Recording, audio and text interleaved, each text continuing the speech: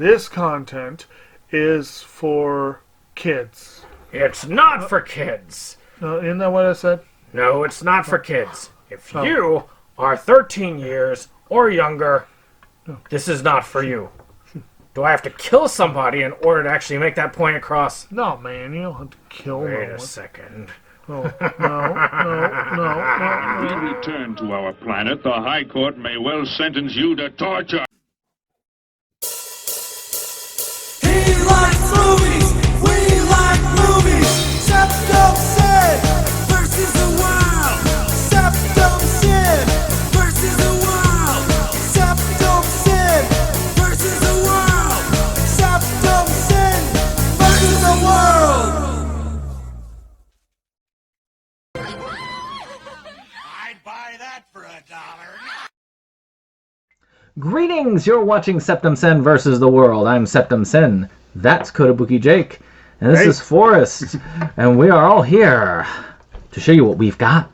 Indeed. Show me what you got. I want to see what you got. Oh boy. So it's great having you back with us, Forrest. Thanks for having me back on. From the snowy north to the south. Well, maybe not much snow, but I don't know. Well, I should say. Well, it's been a little. It's been about this. I mean, I would say the temperature's been about the same as here. We haven't. The New York City area hasn't been hit with snow yet. But upstate New York is a whole different. From what I've heard from friends upstate, it's a little different story up there because they actually are getting snow. But the New York, like I said, New York City, Long Island, we're just cold. It's supposed to be downright chilly tonight. Yeah. Yeah, I've been there when it snowed once, and that was interesting. It comes down hard up there. But people act like it doesn't come down. Here, one flake happens, they act like it's a crisis. Yeah. But we're accustomed to it, so. We should be here. It's ice storms every year in Richmond. Ice storms every year, and every year they act like it's something new. And they tend to freak out more from snow than they do from ice, which makes no sense. I just think that they cover up they can't drive. So, any case, well, Jake, I guess start us off today. Okay, very cool. So, we're talking about all this, like, wintry weather and that sort of thing. Because, as you know, if you are like us, fellow collectors, you are painfully aware that holiday sales are upon us. And though they have not, from what I understand, brought out the big guns yet, Best Buy has begun their Black Friday offerings. Black Friday. And they do have some pretty decent offerings. And I placed an online order the other day and saw that, oh wow, they're all available for pickup at my local store. So I'll go on in and get them, which obviously doubled the size of the pickup. So, starting off, the 2021 release that have not seen yet, but I've heard a good amount of good buzz about it. There's a lot of reason to believe that it might get 1 or 2 below-the-line Oscar nods. And there's a lot of reason to believe that it will do well with next year's Versus Awards. So I figured I should go ahead and get a copy. And that is the Dev Patel starring The Green Knight. Which you've also got Alicia Vikander, who is one of the most gorgeous people alive. God bless the Swedes. And it's apparently a strange fantasy epic loosely based on Arthurian legend where Dev Patel plays Sir Gawain, which is one of the less frequently heralded Knights of the Round Table. And I've heard that it's a visually stunning film. Any take on Arthurian legends usually are worth a look. Actually did get to see it in theaters. It's very. I will say it's definitely worth the copy what you have in your hand right there is a worthy investment. Very good, especially because I didn't invest much. It was only $8. So and it's a very it's a very moderately budgeted movie, but it looks amazing. It looks gorgeous. Cool. Very good. And like I said, it's not the first time I've heard good things, and I've been looking at like year-end best of lists and whatever. They're already making them up, and this one didn't really top any of the lists, but it's on a lot of them, so that's promising. Oh, right. I'm gonna just move these cameras around because, Okay. you know, to get everybody in the shots. Right. So I think it's your go. Yep. Oh, it's my go? Yep. Okay, first pick. Okay, so my first pickup is okay. I have not is Purveyors of Blood from SOV Horror. Ooh. Who they do a great job of like SOV Horror. They distribute movies horror movies that were shot on video. A lot of them were made back in the 80s and 90s and the early aughts. Mm-hmm. This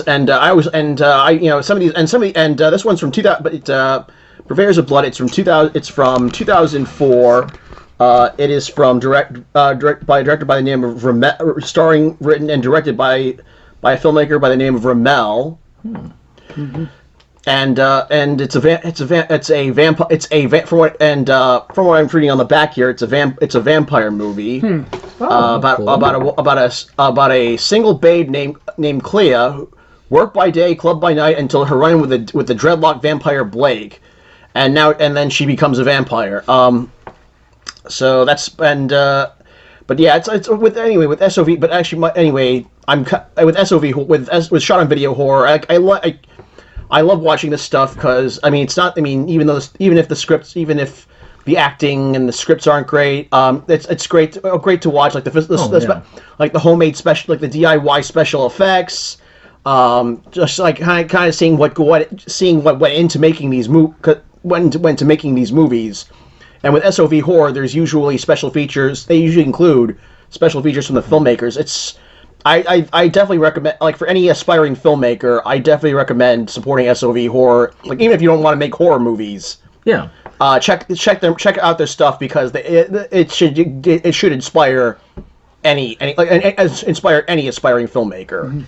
Shoot, the Polonias, or if you go back, it used to be like those VHS. It's also shot on video in a way, but even the older ones, like the Special 8 type, Super 8. Super 8, yes. Films. And those which I think I have one in my collection today. Video violence, for instance, is one of those types of films that there's like the old school.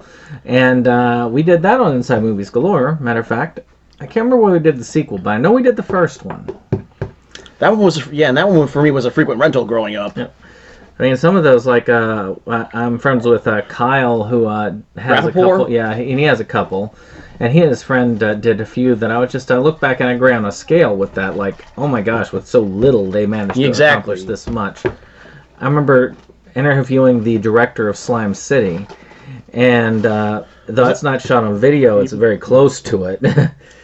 The stuff that they had to do in order to make those effects come to life, and some of those effects are amazing that they did. Those are trauma level effects. But, alright, I'm going to use this. So if you have something on this little thing, make sure it's not on the little whirly thing. So this will make it easier, and then I'll switch it back over to Jake, and that way you're getting more of your stuff seen. So, just to show people that I actually do read.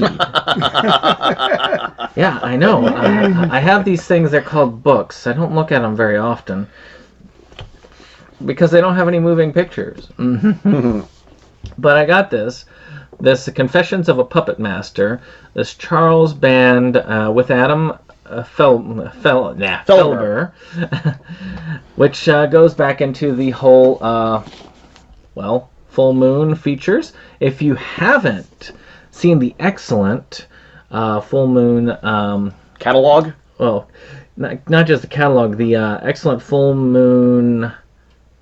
I should know this. As our friend in there that does it, Full Moon Madness by Mo. Yes.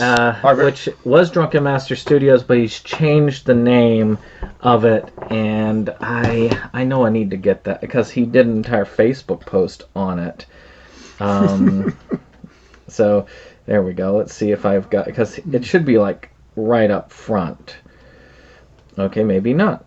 But it's something he's doing. He's changed it. But again, if you haven't, you should check it out because he is amazing with that. The quality on the in-depth is really cool. But this also, I believe, talks about Empire. And, I mean, as you can see, it's a real book. It has real words, very few pictures. Though there are a couple. I saw a couple there. Some like behind-the-scenes and red carpet stuff. So that's pretty Castle cool. Freak. Yeah, for Castle Freak. And they were doing a promo that if you pre-ordered this for the 25, you get 8 DVDs or I think it was 4 Blu-rays for free. So I took the 8 DVDs and I built up my Full Moon catalog big time thanks to this. And now we're gonna move it back. Yes, I have to admit, to my shame, I have very, very little familiarity with Full Moon, and I think 3 of their titles in my collection. So I kind of wish I had done that. Empire was much better. Well, I think it was more of an appeal. appeal. Some Empire, actually. Because Empire was more 80s and Full Moon was more 90s. So, I mean, for me, I grew up with a lot of the 80s stuff because most of my childhood was the 80s. Okay. Yeah, I'll admit, I mean, for all the horror movies that I grew up renting and watching, I only maybe have seen a few Puppet Master movies and Castle Freak, but otherwise my Full Moon fandom isn't as big as it should be. I think I was telling this to Mo that when it comes to indie horror studios, I'm more of a I tend to pay more attention to Troma. Yeah. You skewed to Troma. Yeah. Which did not have a presence in Blockbuster, which is why he gave them a scathing in that documentary. Yes. And speaking, of course, of Lloyd Kaufman's Versus Awards nominated appearance in the last Blockbuster. Oh, yes. Last Blockbuster, yeah. Shakespeare Shitstorm was 21, wasn't it? Is it 21? Did it release in 21? 2020. So it did release in 2020. We nominated it last year. Was it nominated? Or passed the voting stage. It didn't get nominated, but it was, I think, suggested by a couple. Yeah. Okay, so next up we have something a little different. But another theme that I have is I think most of what I'm presenting this week is stuff that it may not be indie horror, but I think it would probably go over well with our particular group. This one was technically 2 items, but it's 2 parts of a whole. And that is Batman The Long Halloween Part 1 and Part 2. It's hard to get by without getting those. Yeah. I mean, they were $6 each, so it was like kind of hard to pass those up. I've heard some weird stuff about this. Like, I think it was supposed to be a different, sort of an interactive sort of thing. I don't know how that works, but so first I'm just gonna of all say that Long Halloween is my favorite Batman story of all time. It's a good one. I've got the trade paperback autograph by Tim Sale. Oh, nice. Oh, wow. But I remember watching it on. I remember watching both parts, and the animation bothered me. It's not that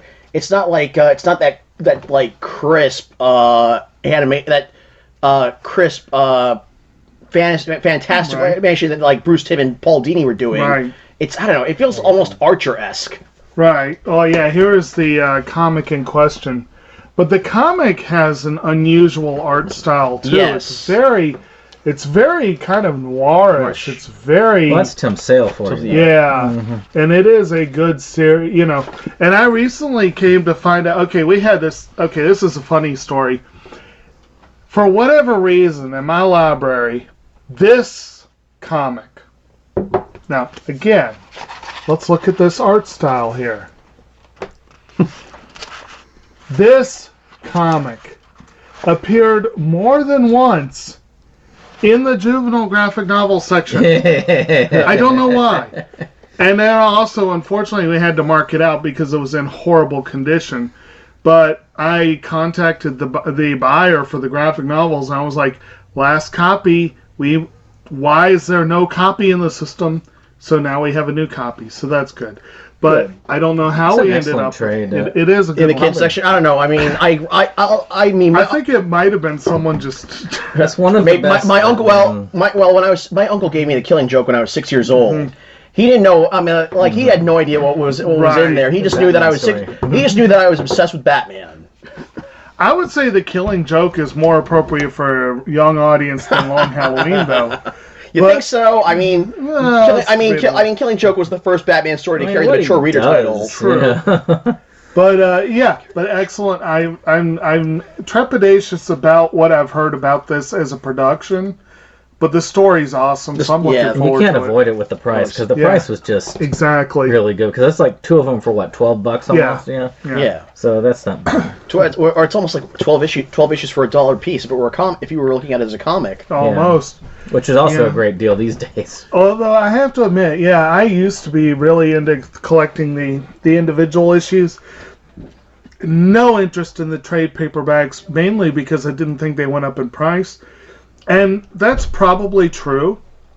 But now I have no interest in the single issues. Because one, the trade paperbacks look better on the shelf. They take up so much room, and then you can read them so much more easily without worrying about the damage. Exactly. You know, that's I mean, I did individual issues when I was when I was a kid, and then when I was a teenager, I focused more on trades. Although these days I do buy single copies for certain titles. I'll do it occasionally, like when movies stop. May they rest in peace.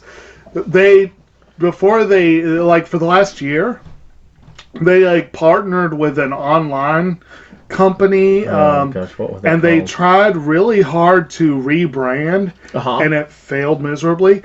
But one of the things they tried to do was they brought in a ton of comics. And then when they were finally clearing house, I got a lot of comics just when they were liquidating. So it was that was kind of fun.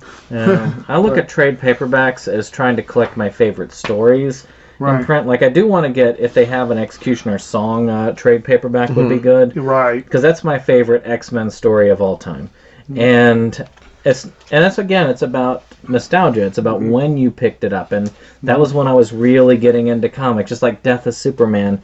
Was what brought me into comic book collecting and reading. So these are stories that were important. I would probably say Batman Nightfall for me on that one. Got me. Nightfall was the first significant Batman story I read. Yeah. Because they had the one of the local toy stores had those prepackaged comic things. Yes. And I got most, if not all, of Nightfall through that. And when I went back and read it later, it's not that well written. No. It's very much a product of the 90s. But it's a great intro. Yeah. Because almost all of the great Bat villains, except for the Penguin, show up in that were around at the time. That was also Bane's first major story arc. Right, yeah. And it was Leo that brought me back into Batman for a while because it was him that did Hush, I believe. Oh, yeah. He wrote Hush, right? He wrote Hush. With Jim Lee was a good as one. the artist. Yes. And that story brought me back into Batman for a while because I was turned off of it for a while. And then Hush brought me back for a while. All right, well, Forrest, your second one up. All right, we got another one from SOV Horror. This one is actually now. I bought this one on impulse because it was like a limited. They were all Specimen 6. They were offering it only for a limited time. And yeah, as a special limited edition. And like I said, these are going to be our last copies, and then that's it. We're done selling this. So I just grabbed this on impulse. It is from director Joseph Vogel. The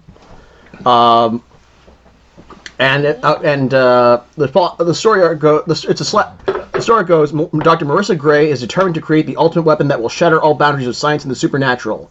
Destroying the lives of many is of no consequence to this mad scientist as long as she reaches her nefarious goal. So it's it's SOV.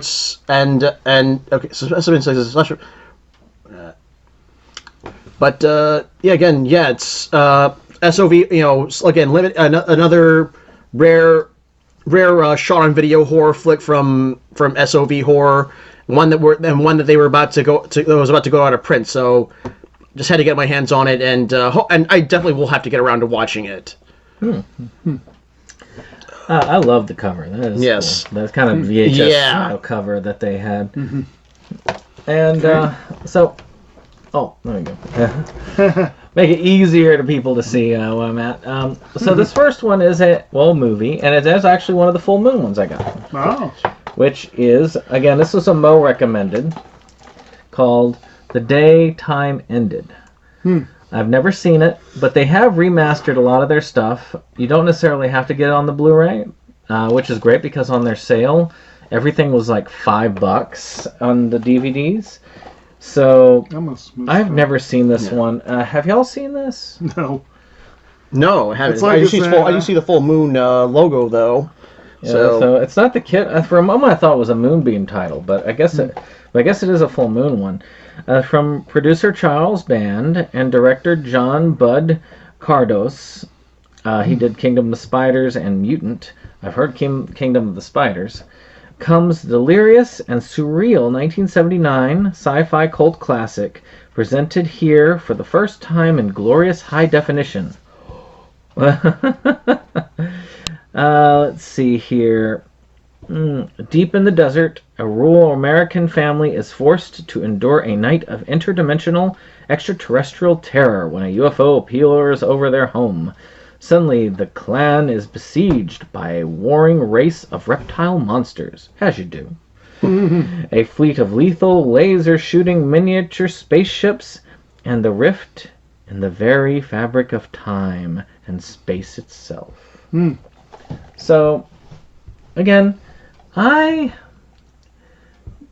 don't know about it, but sounds fun. Mo recommended it. I told Mo when I was getting into we were getting into the sale, I was like, okay, dude, you're the expert. Recommend me 20 of the best films. You know the greatest hits I've already got. I've already got The Puppet Master. I've already got Castle Freak. Yeah, I did not have Castle Freak until after this, but I do now. Doll Man. I've got like Demonic Toys and Evil Bong. So, so get me on that. So he gave me 20, and I only had like 3 out of the ones he recommended, so I was able to get a whole bunch of them for that sale. I'm surprised you didn't mention your buddy, the Ginger Dad. Oh, well. With Gary Busey. Best ones there. All right. Well, speaking of our boy Mo, we had a conversation the other day on our message feed about a particular film that I have seen once back in my college days.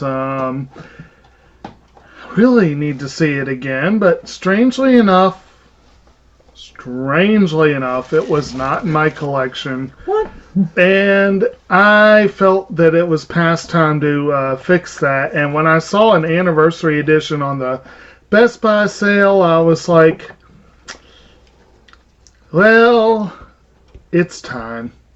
So I got Rocky Horror Picture Show. How about that? 45th anniversary edition, which does have some pretty decent special features there on that. We need to do that on it. Yes. This is one we definitely need to. But I did actually go to a college screening where they did the whole, we're going to show it at midnight and do all this throw stuff at the screen. Yeah.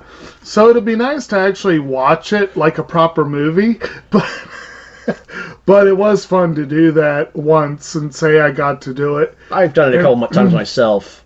And it's, you got Tim Curry in one of the roles that really kind of put him on the map. Susan Sarandon, Barry Bostwick, and Meatloaf. Pretty fun cast. Batshit insane film. Great music. Great music, yes. Like I said, it was past due to get in the collection, and I don't remember how much this was, but it was like $7 maybe. It wasn't much. Yeah. So I was like, okay. All right. All right. By the way, before I move on to my next movie, I should disclose that that SOV Horror, most of their movies they sell for like $15. But I bought both of these on sale because every once in a while they have sales where all their where select titles will be $10 a piece. Sort of like a SRS in a way, because it's similar. Actually, they go along a similar lines, except they get these random, like, mainstream titles that just appear there for a short time. Right. They're weird. And they're from my they're from my hometown. Ah. They are a cool group. All right, next up, this one I got from our very own Dane, from our fellow Inside Movies Galore cohort, Dane Kyle, the classic 1976 Martin Scorsese flick, Taxi Driver. Awesome one. Was that that was the year after this came out, wasn't it? Rocky Horror was 75. This was 76. Okay, yeah. Nominated for best. It was nominated for It was nominated for Best Picture, but lost to Rocky. 1976. Looking at the Best Picture winners, that the competition was very stiff. Because it was like Rocky. It was Rocky. It was Taxi Driver, Network. Network's a good one. Taxi Driver was one of the more artsy of it, but the Network really came close. I would say Taxi Driver and Rocky are like polar opposites in terms of how they make you feel. Yeah. But this is the better of the two, I think. Oh, I mean, objectively. Although Rocky Horror is probably the more fun of the two. Yeah. I remember seeing. I mean, it was. By the time I was, alive. I was alive. This movie was so heavily referenced in pop culture. So, eventually, I would, I hear, people like doing, you talking to me, and and then actually, I remember like hearing it in Rugrats. That was the first time I ever heard it. I can't remember the first. But I remember catching this on TV when I was in high school, and immediately I was blown away at how well done it was, how gritty and grimy it was. Definitely, I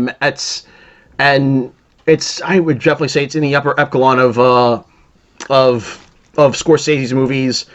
Probably, I don't know. With De Niro, it's pretty close. I mean, he's got. Between this movie and Godfather Part 2. Oh yeah. I don't know what else I could add to it. What else you could say about it? But it's a classic, and me and Dane were trading movies, and of the movies he was offering to trade me for, this one immediately caught my attention, just because it's so good. It is a good film. For kids. Definitely for kids. All kids should watch Taxi Driver. And the lesson: don't run away to New York City and be a prostitute. All right, let's see if I can get my camera to read. And don't take your girlfriend to a porno. All right, come on, camera. Let us get you from. All right, there we go. And boom, back to auto. And there it is. All right, good camera. All right, so this next one is one I've been meaning to show off for a while. I've seen the original, but I went ahead and got this from Rightstuf when they did their sale a while back. And this is Flesh for the Beast. Tsukiko's Curse. I couldn't see the K there. So the original Flesh for the Beast, I've had that a while back. I picked it up just on a lark, and it really is kind of this, these people enter this place with a bunch of succubi, and they end up getting, murdered grossly.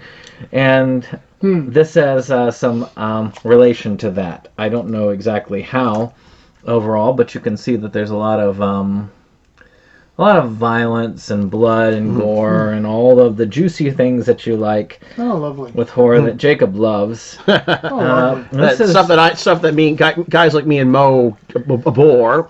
And this is you had me at a bunch of succubi and lost me right after. Well, this is a 7-episode series. So. Oh wow! And it was on Netflix apparently.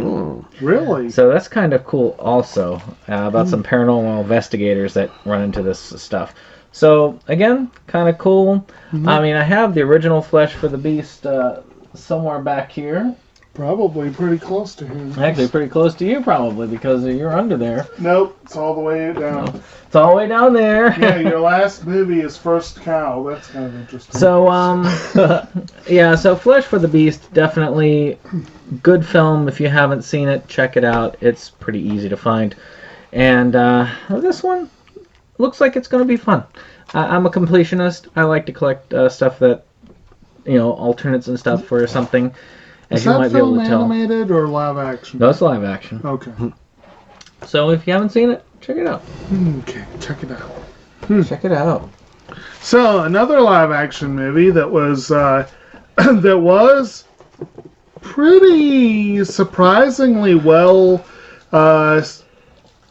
It got a fair bit of love. Let's put it that way from our Academy for last year's Versus Awards. I was kind of surprised at how much love it did get, and I think it ended up with 2 nominations. I can't remember.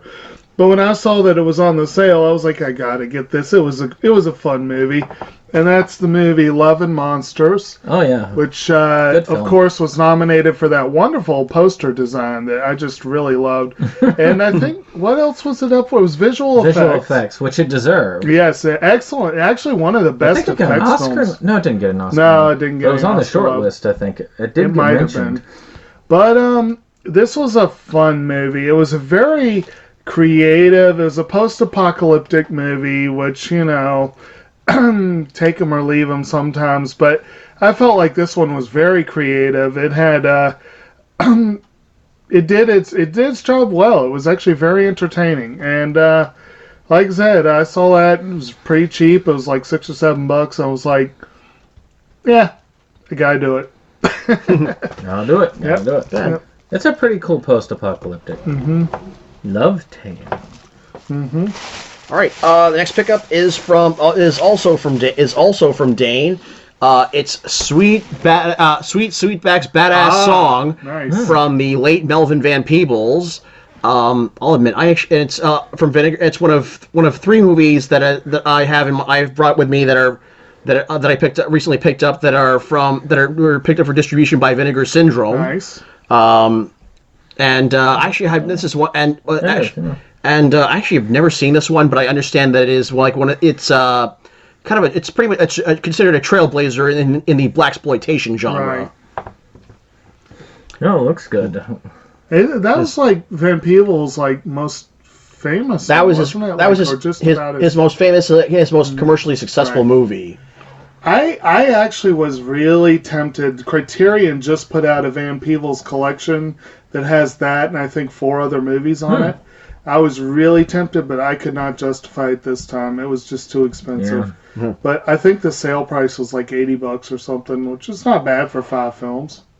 Yeah. Especially when you're talking Criterion. Yeah. I would say wait whenever they have those Criterion sales. Well, I couldn't do it this time, but maybe in July. Yeah. Well, okay. My next one is a surprise. No, it's actually also from Dane. It was a Shout Factory release, and this was the Fun House Massacre. So this is one that I talked a little bit on our video when we were discussing stuff we watched in October, because I always prioritize used stuff. Unfortunately, I've hit Have Gun Will Travel, and that's a lot of episodes. So I'm probably going to be you're going to see this when we talk about November. It's going to be like lots of stuff. Stop. Because of that. But it has the reversible cover, which is the one most people have seen for this, and then that one, which I actually like that one better, which is why that's the one I show. Essentially, this one is about these crazy peoples, and they live in this town, or they're actually kept in this town, that uses them for fame, and they set up this entire haunt based off of their killing sprees. Well, they break out of jail with the help of Harley Quinn, and essentially go on a killing spree in the haunt, posing as themselves. And it's really fun. I mean, I don't consider it the best in the world, but it was actually quite enjoyable, and I think it has Robert Englund in it. Nice. So I mean, that's also a good sign. Plus. So I think it was worthwhile. Very much worth watching at least once. I probably will watch it again. I do like these type of movies. A bit too much torture and gore for Jake, but overall, if you like haunts, and I love movies about haunts. The Houses October Built is one of my favorites when it came out, and they ruined it with the sequel. But I still like the sequel okay. That just shows you how much. I even like that movie Haunt that came out. I don't know. I like the imagination people do when they create these haunted houses and atmospheres. And this one was no different in that. It just really was. I remember going with Kim to one in Myrtle Beach, where they had one in the basement of the Wax Museum there. And I remember she couldn't go on. She was like, "No, I can't go on." And they're like, "Move! Go through the door." Yeah, I have not been to a haunted house in several years. I don't know why, but I'm overdue to go to one again. Well, they used to do those haunted hayrides at the Ashland Berry Farm, and we'd done that a few times. And the last time I went, I got a really bad ear infection because my dumb ass didn't cover my ear while I was on it. Yeah. But unfortunately, last year there was COVID, and so they didn't do it at all. I don't think they did it this year, but I don't really. We didn't look into it. Yeah, I went. I think the last haunted hayride I went to was like back in 1999 at Six Flags Great Adventure in New Jersey. So yeah, the ones they do at the Berry Farm they're good enough. The people are a little too those chainsaws that don't really have the blades.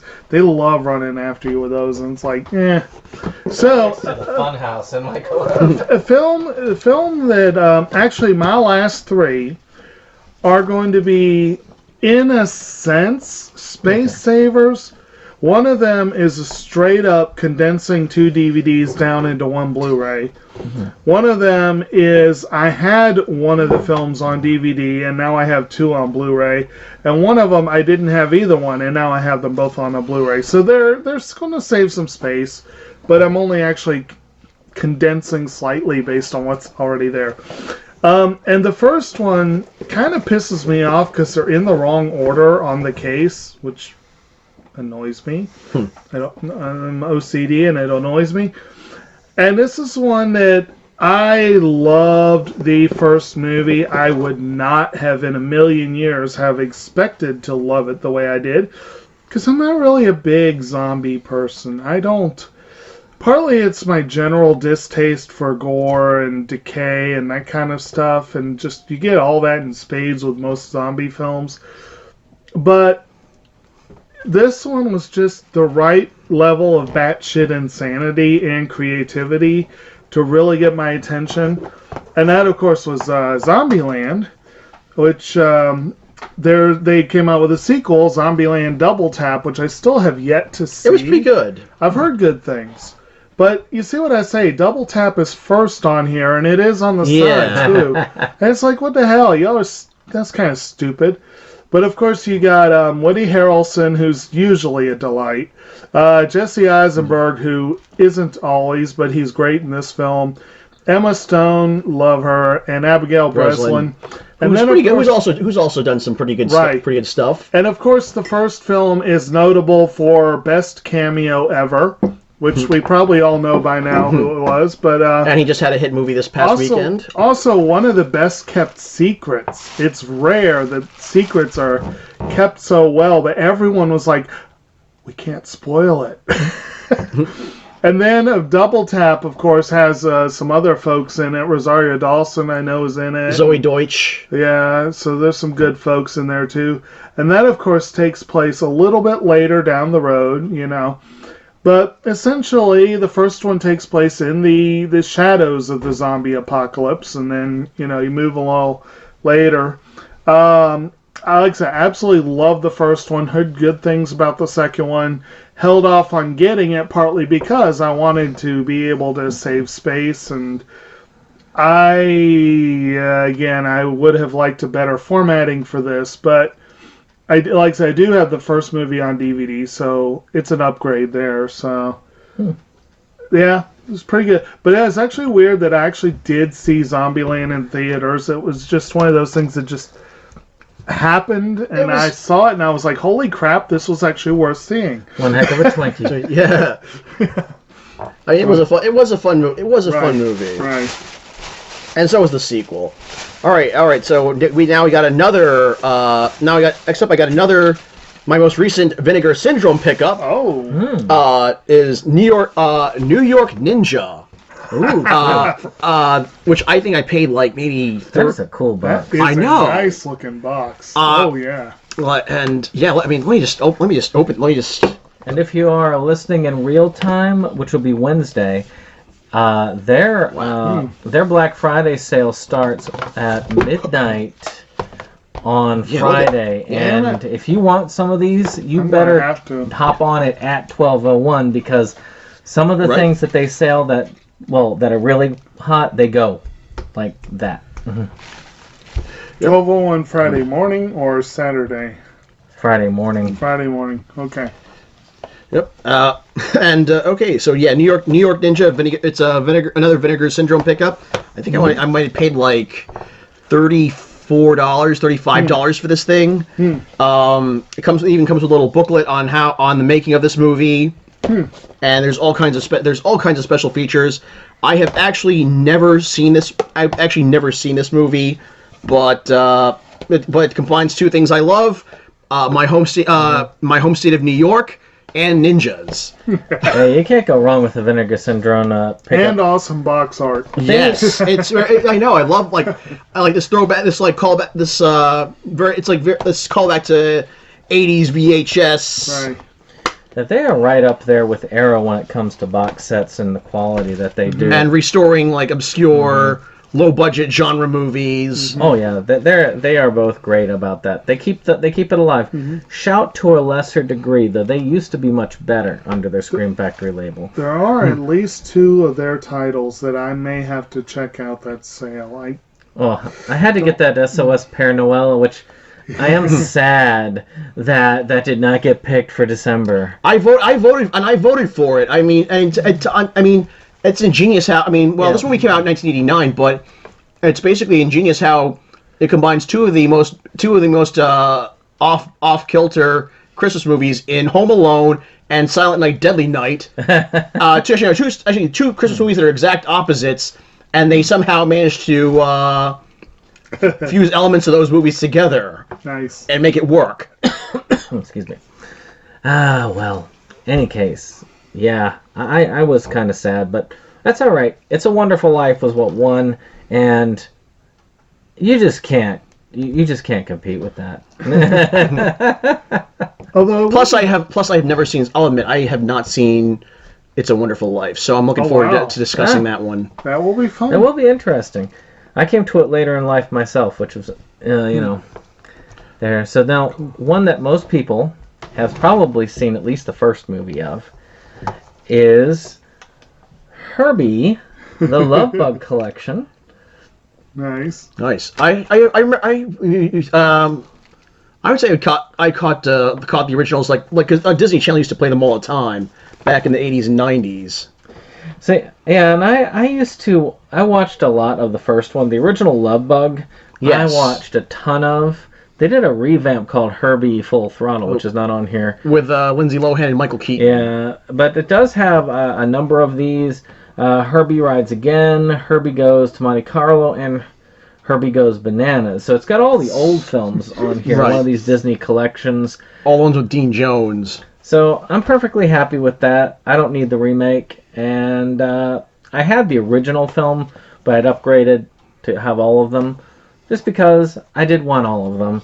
And they were fun films from my childhood, so I'm kind of glad to have them. Nice. So, Herbie. You say everyone's probably seen that, but I could not swear to it. I couldn't swear to it. I know I've seen bits and pieces, but maybe not. But anyway, one that definitely is familiar from my youth. I can't really say my childhood because the first one came out when I was 10, so I guess later childhood. But, youth. Yeah. Yeah. Youth. But what is a ute? But these two I did have on DVD, and now I have very inexpensively condensed it down to a single Blu-ray.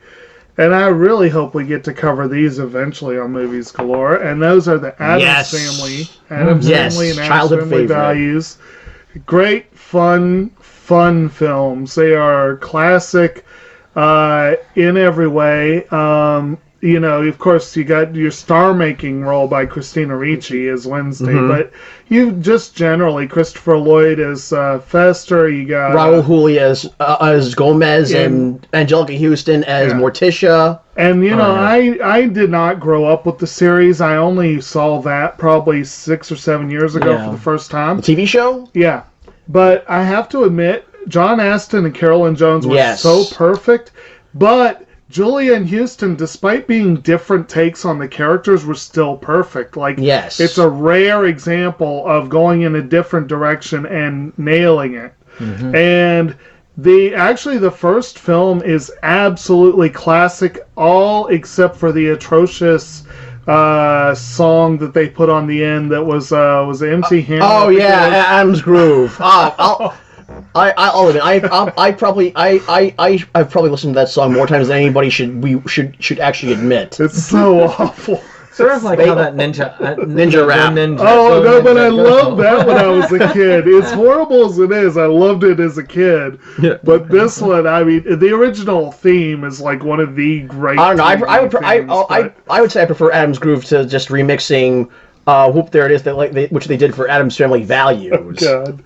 Yeah, but those camp scenes what made. Yes. Oh, and actually, if I remember correctly, the camp one also, I believe, introduced us to a very young Jason Schwartzman, if I remember. Actually, it was David Krumholtz. David Krumholtz. Sorry, yes, David Krumholtz. That's who it was. And you had, and then also Peter McNichol and Christine Baranski as the camp counselors. There's something about between this movie and Ghostbusters 2, I found that Peter McNichol is an overlooked addition to underrated when it comes to underrated comedy sequels. And then, of course, it has that wonderful scene where they try to force Wednesday to smile. Or just how that whole scene where they're in the cabin trying to get them to watch all these family-friendly movies. Right. And the Jewish kid's like, but it's Disney. I swear, though, for those who are introduced to this franchise through the current CG films, I'm sorry, but the first one was all right, but definitely check this out and check out the series. And completely ignore the Tim Curry movie. It doesn't exist. I mean, it's not like it moved to any other medium outside of VHS, but I would say Addams Family Values, it's Thanksgiving week, so perfect time to watch it.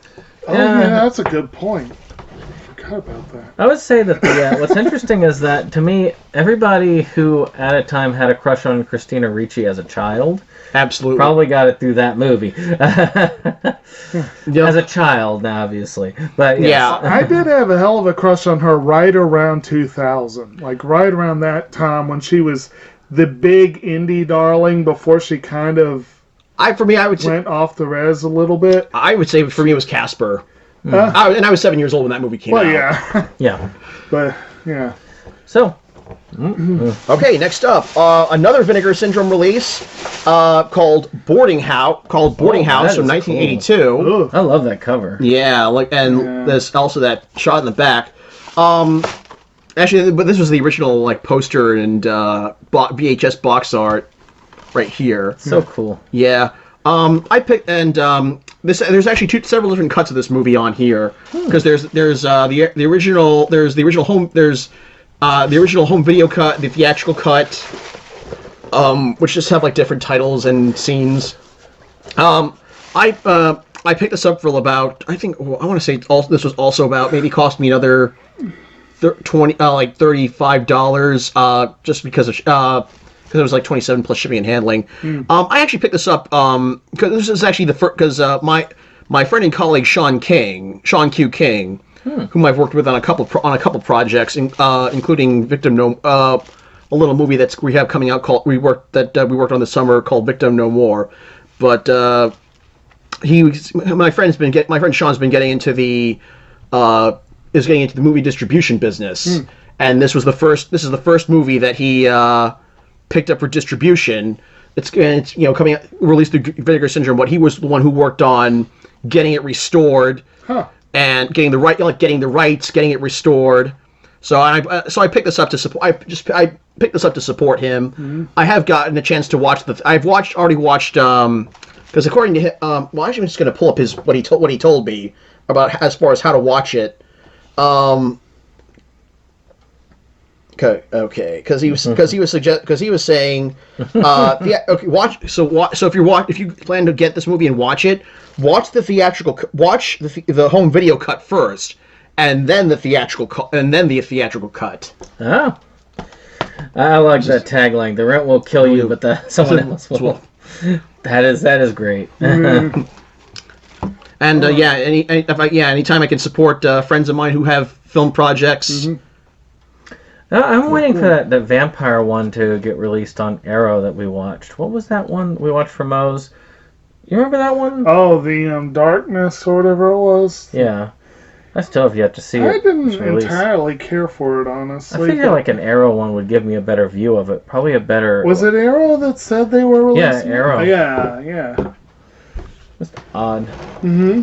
All right. Well, I've got my obligatory anime. Oh, very good. So, I gotta have an anime. Yeah, gotta have an anime. And this one is one that I had been wanting to get for a long time. And I was glad when it finally announced it. I thought they just skipped it forever. And that is Lupon the Third, Part 3. Oh. So, for the longest time in the United States, the only Lupon that had home distribution was Part 2. And it was only halfway distributed amongst all of these single, couple episodes a disc DVDs. And some of the movies. Well, obviously, which gets scattered. And then they started to be saved, mostly by Discotek / Eastern Star. Mm-hmm. And they released the original series. And then in 4 parts, because the second season is so darn long, they released season 2, which I was really happy about. Then they released season 4. And I just season 4, what happened to 3? But they did finally release season 3, which he's known for his pink shirt or pink sports coat in that one. So Lupon, if you don't know, he's this thief who is descendant of the French Lupon. And he does heists. That's essentially it. He is the Japanese Bugs Bunny, so to speak.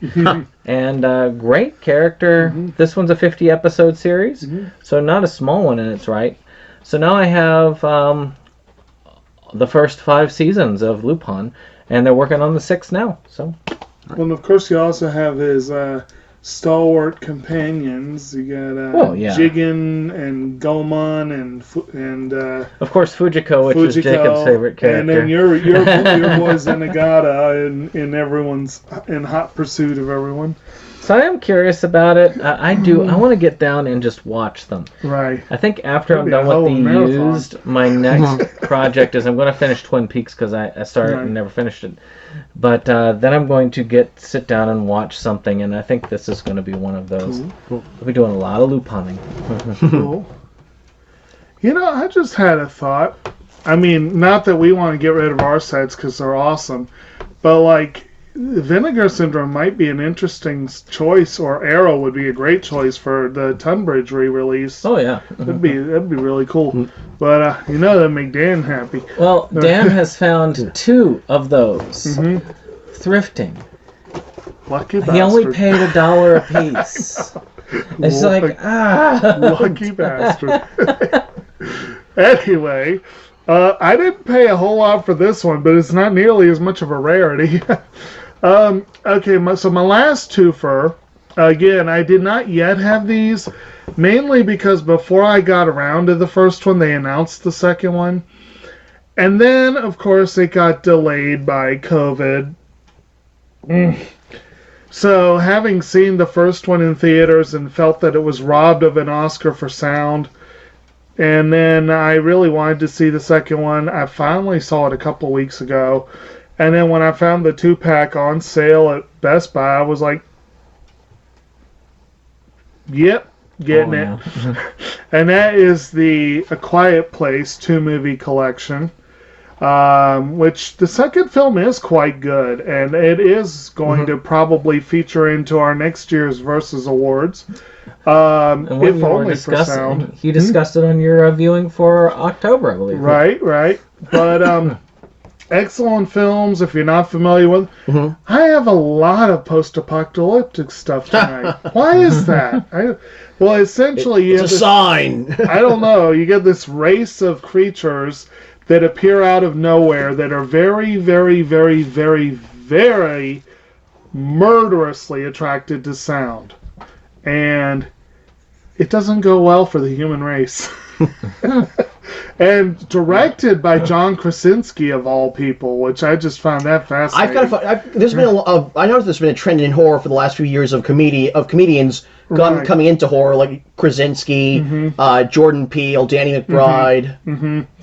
And they have done well. I mean, McBride co-wrote the Halloween movies, right? He co-wrote the new Halloween movies, and then he also had a supporting role in Alien Covenant. Right, and then of course, Peele is kind of killing it. He's trying hard. But this one, of course, excellent performances as well by Emily Blunt and by the kids, Noah Jupe and Millicent Simmons, who plays a deaf character, does a phenomenal job with that role. Cillian Murphy shows up in the second one, does a good job. Excellent set. And this is the edition I was waiting for, so I'm glad I finally got it at a reasonable price. So I couldn't have done it that way because I already had the first one on Blu-ray, and I just didn't want to. Well, Right. All right. Last one. My last pickup is also another schlocky genre movie that is set in my home state. And actually more actually where I live. Long Island Cannibal Massacre, from Cult Cinema Collection, directed by Nathan Schiff. And it was shot, and whereas some of these other movies are actually also because I got a lot of what I got here is like shot on video. This was shot on Super 8. I actually found this at Forbidden Planet at the Forbidden Planet comic book shop in Manhattan, in New York City, for about $17. That's what your sticker says. Yeah. Yep. 17 and change. Yep, 17 and change. I would probably say it was the title that caught my attention. Plus, I was looking at it, seeing how it was, reading that it was shot on Super 8. I always look because I'm shot on video and Super 8 stuff. I'm always looking out for. Plus, also, a lover of low budget gory I know you're not a gore guy, but for me, I like gory low budget stuff. Like looking up gory low budget stuff. See, as horror goes, that's more my speed because sound and psychological horror and that. But the plot of this: a brutal series of murders has Long Island police baffled, and it's up to tough as nails Inspector Cameron to solve a blood-splattered riddle, which leads to an unspeakable secret. Oh, right. So, but do they slaughter cannibals? Or, it's like, do they massacre cannibals in the movie? I'm not sure. I have not watched it yet. Because the title suggests cannibals are getting massacred. Well, they said it's an unspeakable secret, so if it's right there in the title, it's obviously a red herring. That would actually be a cool thing. Like, you get a bunch of cannibals that are sitting there in a movie, and they're just minding their own business, eating people as you do, and then these people come in there and just start massacring the cannibals. Right. I would watch that. That would be a kind of cool turnaround. Yeah, right? All right. Well, so this last one takes a little bit of a build-up, because this is the last one of a group of films that I just saw them all at once and I wanted to get them, but I collected them over the years. So I just wanted to throw them out here because I've shown these pickups before, except for the last one. But these two, the VHS Lives 1 and 2, which are documentaries. And by the way, Carl does have a bit of something in one of these, which is a VHS collectors and preservation documentary format, which, good documentaries if you haven't seen them. Of course, ones that I know you're familiar with on that. Maybe not the documentaries, but definitely Video Nasties, which talks about the British ones that were movies that were horror movies that mostly horror movies that were banned in the UK. And it's interesting that they can actually literally go in your house and confiscate them if they saw them. That's how bad they came down. Of course, this one I've been wanting to check out all. I mean, I already seen many of the movies on that list, but my goal in life is to watch every movie on that list and then blog about it. And of course, the one that Mo got me into, which was Video Violence, which is a great twofer. Both the first and the sequel. For me, that was a frequent rental as a teenager. So last but not least, I got this one here, which is VHS Massacre. Which I want to say it's another documentary. It is a documentary. I've actually met the filmmakers at a screening in New York. I see. So there you go. So you've seen this then? Yes. How is it? It's very good. It kind of talks about like how they talk about how about the videos about like it's another documentary about video stores, but and about like how important home video was for independent filmmakers. Oh, wow. So this is, and I love that cover. That is so cool. I've been wanting to get this one forever, so it's just really big on this, and I love these types of documentaries. So it goes well with my little VHS video collection there. Well, that's it. That's everything. So let's go back here to this is what we can see each other. And I hope you've enjoyed this. Of course, if you did, hit that like button, hit that subscribe, and of course share. And watch Forrest's channel. It's just Forrest Bennett, right? Forrest B. Bennett. Forrest B. Bennett. So look that up. He is in the description below, as always, as one of the friends of the channel. So you should check it out. It's got some good pickups that you can see on there. And you just recently saw the new Ghostbusters, right? I saw it 3 times this past weekend, and I decided to let new Ghostbusters movies coming out. I live in New York. I'm gonna go see it in style. So on my way to see it, so I went and got a ticket to go see it at the brand new Alamo Draft House Theater in Lower Manhattan. Awesome. But on the way there, I made a stop at the Ghostbusters Firehouse in Tribeca. Got some pictures like outside at the firehouse in my Ghostbusters 2 tee. Nice. So did you and Randy go together? We went to I know he went to one of the screenings. Because actually Randy got to go to the premiere earlier that week with Jason Reitman and McKenna Grace. Okay. Cool. And like he was with the whole group of Ghostbusters cosplayers that went on a walking tour of all the filming locations from the first 2 movies. Oh, cool. Which I wish I could have gone to that, but I know he was majorly into it. Yeah, that's actually how I met him. We've covered the first 2 Ghostbusters. For my birthday. Mm-hmm. Oh yeah, we did. We covered the sequel. Yeah, we did cover the sequel. But Thursday night I went alone to Alamo Draft House. Again, stopped at the firehouse, and then I got a picture with Alamo Draft House's Stay Puft Marshmallow Man. It was kind of like a bust or not a bust, but they had like a whole Stay Puft Marshmallow Man setup. Where you could get a picture of yourself getting grabbed by the Stay Puft Marshmallow Man. And then I went again Saturday with a friend, and then I went Friday night with a friend, and then again with Randy and another friend of ours, Matt Haberman, whom we do a podcast with. We all went together on Saturday night. That's pretty cool. So the real question is, since we covered the first 2, when this one comes out inevitably on physical media, before we watch that one, do we need to go over the 2016 one in order to get to this one? No, you don't. The 2016 movie is not canon at all. Oh, well, that's my plan is when Afterlife comes out on Blu-ray, I'm hoping that they will do a whole Blu-ray set with all the movies, even the 2016 one. That would be kind of cool to have it all together. Yeah, I would like to upgrade. Because I have the first 2 movies on DVD, but I'm thinking. When Afterlife comes out on Blu-ray, I'm thinking upgrade. See, mine I do have on the Blu-ray. It was behind there somewhere. But Although before this one, after this one came out, I did prepare by watching the first 2 movies and the real Ghostbusters. Ah, very cool. So which I have the first 2 seasons on DVD. And they've got a very bare bones edition of the first movie, and I don't have the second one. So I may end up having to get it when Afterlife comes out, and get, like you said, a big set. Yes. But if they do like a big set where they include like the real Ghostbusters and the Extreme Ghostbusters. Yeah. I would like to, because Extreme Ghostbusters has never really been released. It's never been on physical media. Real has never been fully released. Actually, I think Best Buy has all 5 seasons in a Blu-ray set.